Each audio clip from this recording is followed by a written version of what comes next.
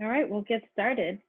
Well, good afternoon, everyone, and welcome to GVI School Garden Spring Professional Development Workshop. My name is Shirlene Rodriguez. If you could go to the next slide, Alex.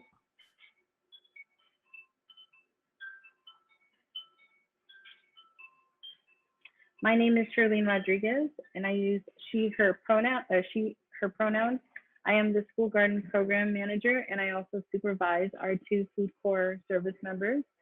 We're excited to kick off the spring by sharing with you educational resources to help you get your garden started for the growing season. Before we jump in, I'd like to walk us through some housekeeping rules. Alex, next slide, please. Okay, so we would like to record the Zoom session to upload to our school garden program webpage as a resource. If you're not comfortable being recorded, I invite you now to turn off your cameras. If you have any questions throughout the presentation, please use the chat to post them, and our team will be monitoring to answer your questions. At the end of the session, we ask that you take a survey. It's a good way for us to hear your feedback and, of course, get suggestions for future workshops. All right. Our workshop will introduce you to many resources that you will find on our website and YouTube channel. So here's our agenda for today. We will go through our mission statement. You'll get a chance to meet our team. We'll talk a little bit about Ron Finley, gardening basics with food corps, gardening one-on-one videos, tutorial videos that you can find on our YouTube page. We have our guest speaker, Farmer Catherine, who will be walking us through pest identification and management. And of course, we'll end the session going through our school garden resources and followed by Q&A. Next slide, please.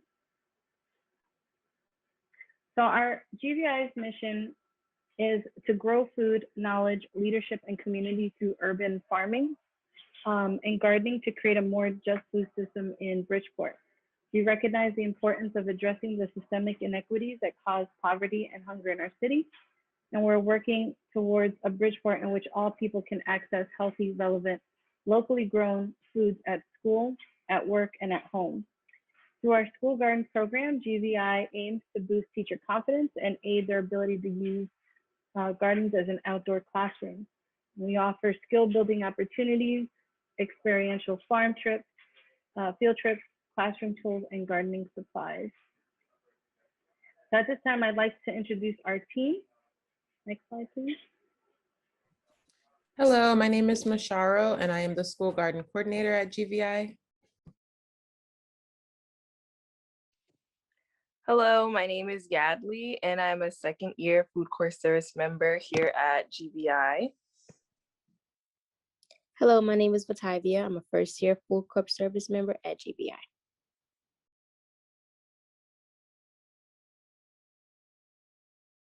Everyone, my name is Catherine. I'm the farm manager at Reservoir Community Farm. Oh, I'm sorry, I couldn't see the screen because it wasn't loading for a second. I went out of my turn. No worries. So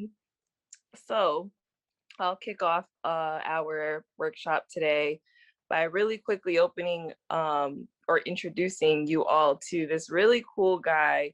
Some of you might be familiar with him. His name is Ron Finley, and a lot of this workshop is compiled of all different things that I've pretty much just found on his masterclass that I think you all should check out, and I'll also include that link as well.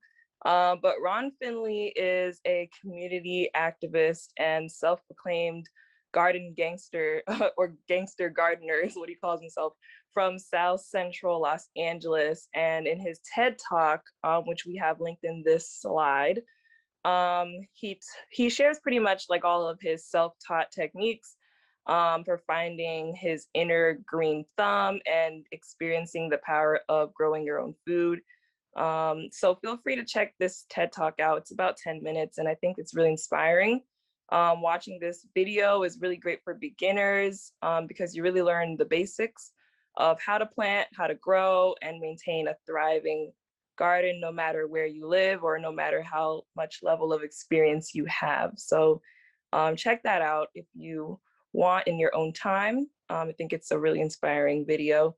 And in our next slide, I have a quote from Ron Finley, just real quick to inspire you all. And the quote is, "Success in gardening is all about putting the right plant in the right place at the right time. That starts with an understanding of the crops suited to your climate region and the season in which to plant them. Every plot also has its own microclimate, variations in sunlight, wind exposure, and drainage, which has a huge impact on what will thrive." And I pretty much wanted to include this quote to kickstart this theme or this topic of considering the climate. And I also wanted to drop quotes in this presentation because Ron Finley's masterclass is full of what he would call gangster gardener wisdom. And I wanted to inspire you all with this quote to just start us off, just to be your own garden gangster in your school gardens, to basically like set the tone and kind of just drop some gems in this presentation. So that's just a really cool quote that I thought was great. In our next slide, we'll get more into the specifics of what considering the climate means. And that includes finding your zone. So you might ask, why is it important to know your climate and know your zone? Well, it's important to know because plants are living and they are complex and they need attention. And yeah, believe it or not, they need attention. Knowing the climate is really great to know because it can definitely save you some time and confusion by providing some form of guidance on what to plant and when to plant them. Also when to harvest. So being that we are in Bridgeport, and I'll kind of blow up Connecticut in the next slide. So this is the map of America, but in Connecticut specifically, the next slide shows specifically our zone in Bridgeport is zone 7A, and I kind of circled it at the bottom. So you can see that not every region has the same zone number, and it's going to be different for different states and different parts of the country. But for us specifically, we're zone 7A. So before I get into more details about what that means, the zoning, and why that's important, I wanted to get you guys familiar with some basic vocabulary. In our next slide, I just kind of pulled some basic plant terminology that I think would be interesting to know. Because you might hear these words and you might not know what they mean, or maybe some of you do know what they mean, but I just wanted to kind of familiarize you with just some of the basics. So annuals are annual plants that complete a life cycle from germination to producing seeds, and then pretty much growing and then dying at the end of the season. And examples of those include flowers like marigolds, petunias, and zinnias. Cool season crops are exactly what they sound like. They're crops that grow in cooler seasons, that grow better at least in cooler seasons under 75 degrees. And some of those include lettuces, onions, carrots, broccoli, and cabbage. And then next we have perennials that pretty much return year after year. And then warm season crops, again, exactly what it sounds like, are plants that grow best in the highs of 70s and 80s. So I kind of think that's really cool to know, just to get an idea of what to grow and when to grow it. And continuing on the discussion of considering the climate, some of you may already kind of know what to grow and when to grow it, but for those of you who are still kind of getting acquainted with crops and the climate and when to start and when to harvest, we luckily have this proposed basic spring crop plan for you all to have at your, whenever you really need it, just to have as a reference. And you can see that it's pretty much a detailed calendar, if you will, a detailed calendar of when to start growing certain plants and when to water them and when to harvest. So to the far left of the chart, you see a list of crops such as arugula, beans, beets. These are just common crops that we typically see in school gardens, and there's many more that you can grow. And then it has like the harvest dates and direct to transplant, meaning planting planting the what's it called? Planting the crops specifically in the ground or transplanting them. And then you have dates that are included from when to plant and when to water and when to harvest. So use this as kind of like a reference whenever you need it. And feel free to freestyle if you need to as well. It's not like you have to completely follow this. If you feel like the weather says otherwise, yeah, follow your instincts.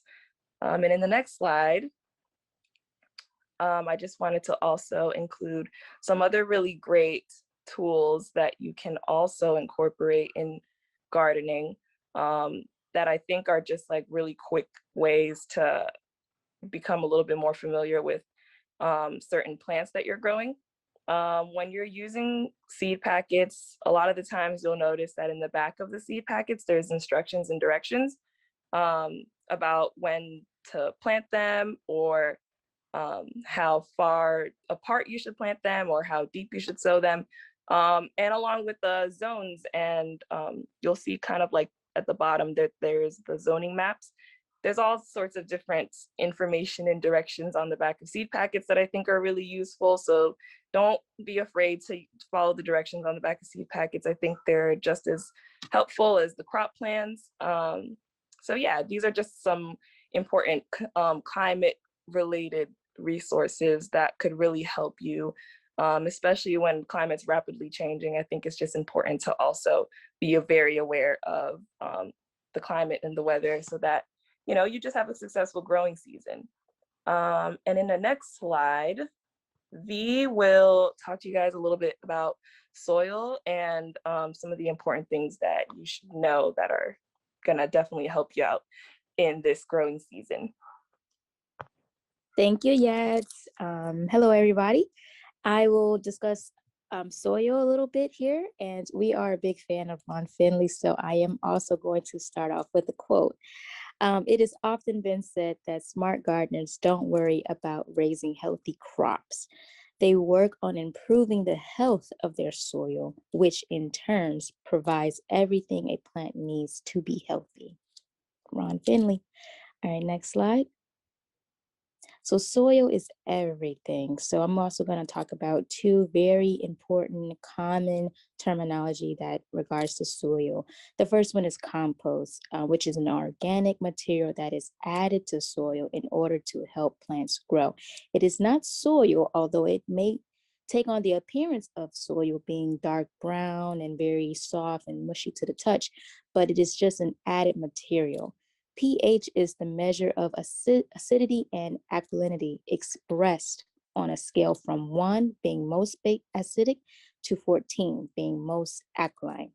So the optimal pH for most food plants is 5.5 to 6.5. Next slide. We're going to talk about building organic matter. You might be wondering, well, how do I build organic matter? How do I actually build compost? So the first step of this journey is to understand your soil's texture. So you want to have the right ratio, and composting is simply accelerating the natural process of decomposition. Everyone has their favorite method, but it all boils down to one particular thing: getting the right balance, the right ratio, with composting experts referred to as those greens and those browns. Next slide, please. So now we're going to talk about preparing your bed, preparing your raised bed. What does that look like? What does that mean? You have to understand your garden state or the scale that you are growing in, understand the space, the measurement, where your sun is, how much shade you're getting in that area. And so the first step is definitely to weed out, clear out those weeds, clear out any existing vegetation that's growing that might be a harm to the plants, the new plants that you're trying to grow, right? So you want to start by weeding out. You could just simply weed out weeds by pulling them by hand. You could use a rake, different tools that we'll discuss later on. So you want to just make sure that the weeds are removed so they don't resprout. And once you have removed any debris and grass away, just spread a thick layer of compost in that growing area to provide those nutrients once again. Next slide. And then tools. Tools are everything. So here I've listed 3 good places of where you can buy some fresh organic soil or any soil that you might be wanting to grow for plants or flowers. The first one is, of course, the garden center at the Home Depot. We love Home Depot. The second one is Gilberti's. And then the third place is Grillo Services. And then some common tools that you definitely want to use while if you're just starting out gardening, or just to have on hand, just simply because you have a garden. Of course, is a rake, shovel, shears and pruners, fork, a trowel, wheelbarrow, gloves, and boots. Next slide, please. And then lastly, we have some gardening 101 videos, some great tutorials on our YouTube page at Green Village Initiative. So the first 5 videos we have listed here is how to start seeding. It's about a minute and 44 minutes long. The next video we have is preparing the soil, turning over your cover crops. The third video is watering your garden beds, how much water you should put in and how often you should water your beds. The fourth video is transplanting seedlings. So taking those baby seeds that you started when they're just now sprouting and actually placing them in your raised bed. And that's a video that I'm going to start watching in a couple of days, because I do have some seedlings growing in some pots in my home right now. So I'm excited about that. And then the last video is weed identification. It's very important that you know what weeds are growing in your garden so you can stop them from resprouting and just have a prevention method. And we have our farmer, Catherine, on the call right now. She will talk to you more about weed identification and pest management. So I turn it over to you, Catherine. Thank you, V. So if I was your student, the insects would be the biggest barrier to getting me into the garden and learning. And really the first 22 years of my childhood looks pretty similar. But the more you learn about what insects do for your garden and how you coexist with them in the ecosystem, sort of the more engaged sort of the wary students like me can become. Insects, in fact, make up 80% of all species on Earth, and without them, life would look very different and growing food would be nearly impossible. We need insects because they contribute to a healthy ecosystem that's vital for soil health and pollination of crops that we eat. Despite the vitality of bugs, infestation of certain kinds can really cut into your harvest, as there are bugs that will cover the leaves of your kale and collards with insect eggs and or worms that will eat through all of the roots. So we call those insect pests. And then there's also beneficial insects in your garden, which generally either do nothing or they eat the insect pests. So in order to sustain the delicate balance of beneficial and insect pests in your garden, it's important to be sort of gentle and cautious when it comes to managing pests. Could you go to the next slide, please? So the sort of one of the main recognized organic means of pest management is called integrated pest management. You might hear it referred to as IPM. This is an effective and environmentally sensitive approach to pest management that relies on a combination of common sense practices that address infestations incrementally. So I'm going to get into the rest of the incrementation of it, but the very first step would be prevention. And there's some really great sort of traditional ways to do that. If you could click the slide. The first there are floating row covers. This is a physical barrier that prevents insects from getting onto your newly planted seedlings in the first place. You use wire or tubing and then cross it with this white material called rene. And this stuff is really great because sunlight and water still get through, but if you tuck in the edges properly, like you can see those bricks are holding it down, then insects won't really be able to get at your plants and start, making their colonies there. Click, please. Another traditional way to go about it is companion planting. This photo shows a young tomato plant surrounded by cilantro and marigold, both of which are known to keep away some of the tomatoes' pestier caterpillars. And lastly, we have crop rotation. You rotate crops for a number of reasons. One of which is because different varieties of the big categories of plants will take similar nutrients from the soil that's different from one another. So if you continuously grow root crops in the same place, you're diminishing all of that root crop nutrient that they like. But if you move it on to a different part of your garden, you give the soil a chance to regenerate. The same is true with pest infestations. If you have a really bad infestation of aphids on your kale one year, by moving where you plant kale the next year, it will help deflate the population instead of giving it the same old feeding ground to come back to. Click, please. This next slide is just for your reference. It is a cute diagram that shows some easy things that you can start companion planting off with. Next slide, please.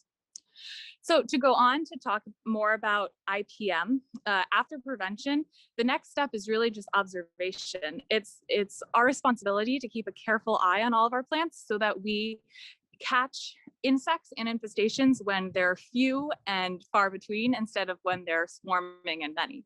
So you want to check your plants regularly. And then on the early stages, physical removal is a great way to manage pests in your garden. You can see little eggs on the leaf in that picture. And if you just wipe your thumb over them, you'll eradicate a whole colony of harmful insects before they even hatch, which couldn't be easier. And it's easy and not that gross. It's a little grosser if you want to identify and squish harmful insects. But you know, maybe some of your students will be into that. If it gets beyond the stage where it's easy to physically remove things, you might want to consider some biological repellents. Those include diatomaceous earth, BT, and neem oil, as well as garlic spray.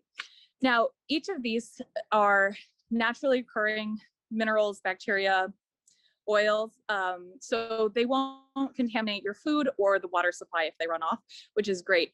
However, they are all pretty equally dangerous to pest insects and beneficial insects. So this is where I really want to caution you to sort of try those other methods first. And if you turn to these, use them in a really targeted way where you're not sort of going willy-nilly all over the wildflowers and the grasses nearby, but just use it on the crops. I also want to leave you with this recipe for garlic spray with just garlic juice that you can use from cloves, a little bit of dish soap, olive vegetable oil, and water. You can make your own insect repellent in the classroom. This last slide is a really great field guide that shows detailed drawings of beneficial and pest insects. If you blow these photos up, you may be able to use this or find it somewhere else, but this is a really nice way to get kids and volunteers to help identify stuff as they come. All right, I think that's all I have for you folks. I'm going to hand it over to Masharo to tell you all sorts of wonderful things about the school garden program. Thank you. Thank you, Catherine. So that concludes the information section for our Gardening 101 PD Day. There'll be time for a Q&A at the end of the presentation. Now I'd like to briefly walk you through some of the key items on our tool shed. Here you can see what our welcome page looks like. And on this page, you can find easy access to our lesson plans located on the left-hand side, which are nicely separated by grade level. Next slide, please. While everything on the school garden tool shed is valuable, for the purposes of our PD Day today, Gardening 101, you can check out our gardening resources page and the composting page. All of the links on this presentation are live. Once they're sent to you via email or uploaded to our website, you can have access to these. On these pages, you will find many items such as videos and presentations to complement what has been discussed here today. And you can also find our previous PD days on this website as well. Next slide, please. I want to quickly highlight the forms and resources page. Many teachers reach out via email or phone to request access to some of these items. We've set up this page where you can request various support resources from us. This includes, but are not limited to, our garden rebuild requests, tool requests, and cleanup requests. The tool shed is the best way to reach out to us for your resource needs. All of these are subject to availability from our teams and volunteers. So if you know anyone who'd like to volunteer, please send over their information in our chat or you can email me. Also, in order for us to better serve your school gardens, we send out a spring and winter check-in form, which you can see in the middle of this slide here. And we would like for you to fill these out so we can send them over and keep track of the requests from you guys. Next slide, please.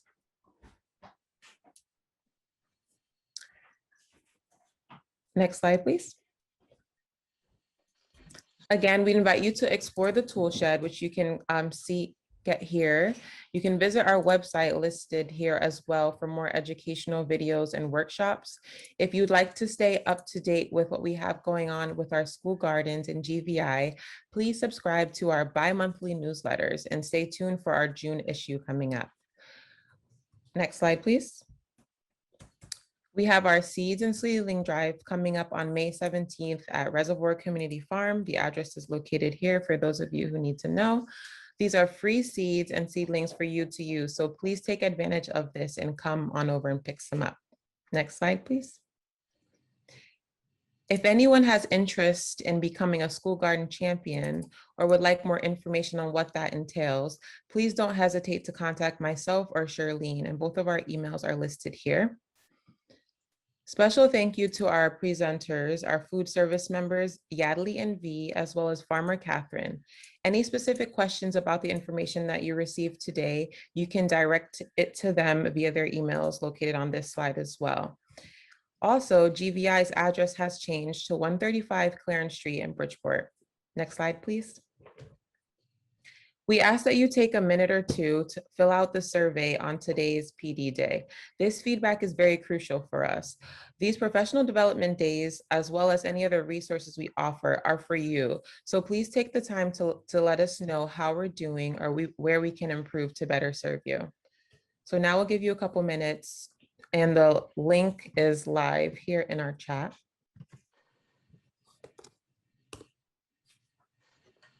And then we'll follow up with any questions that anyone has.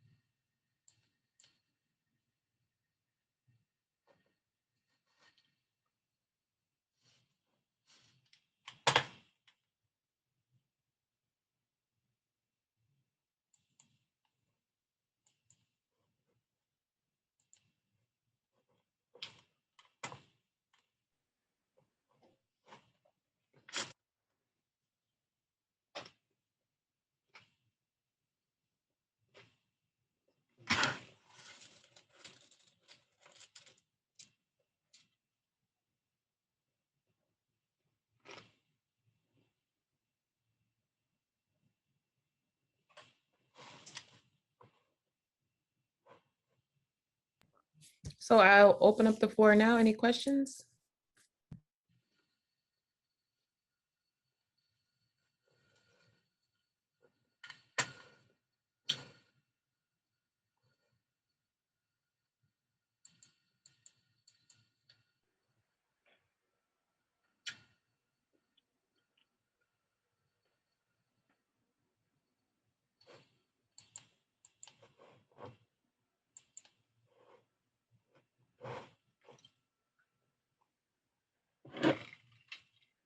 Well, if there aren't any other questions, I would like to thank everyone who joined us.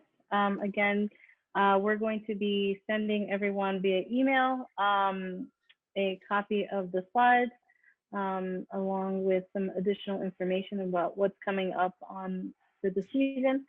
Please join us on May 17th to the 21st after school to pick up seeds and seedlings. We'll also have bags of mulch and soil available for pickup. All right, so thank you everyone for joining us. We hope you enjoy the rest of your. I think Karina has a question. Oh, Yeah. hey, Karina. Hi, I'm sorry. I just wanted to thank everyone from GVI for helping MCM this spring break to rebuild the garden. It's just, you know, what you guys are doing, it's incredible. And I also want to congratulate you for actually teaming up with WPKN. I heard you all day today over the radio. So this is, you know, what you're doing. It's amazing, and I'm really grateful. And I actually for Earth Day, I took out my students. We had a half a day, so it was like super short class. So I took everybody outside, and we had a walk through to the garden and to show them what the changes were, and they were so excited. And I'm collaborating with Charlene and Yadley very often. So we're gonna collaborate more for a plan to get some seedlings and seeds and start planting soon with the kids. So I just wanted to say that I'm really grateful for all that you do. So thank you so much. Green too, and for everybody who was there. I forget someone, people as well. So thank you so much, everyone. Thank you, thank you. You're very welcome, Karina.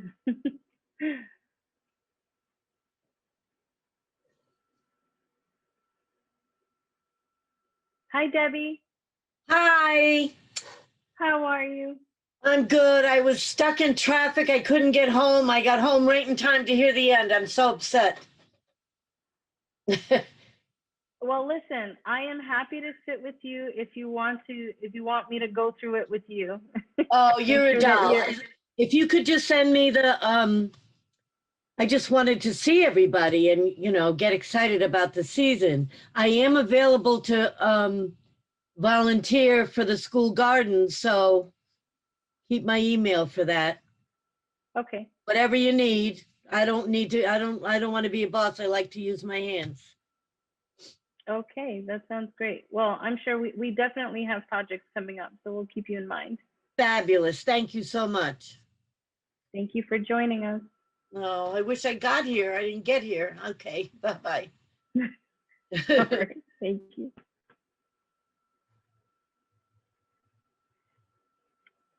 All right, so with that, I think we'll wrap it up. Thank you, everyone.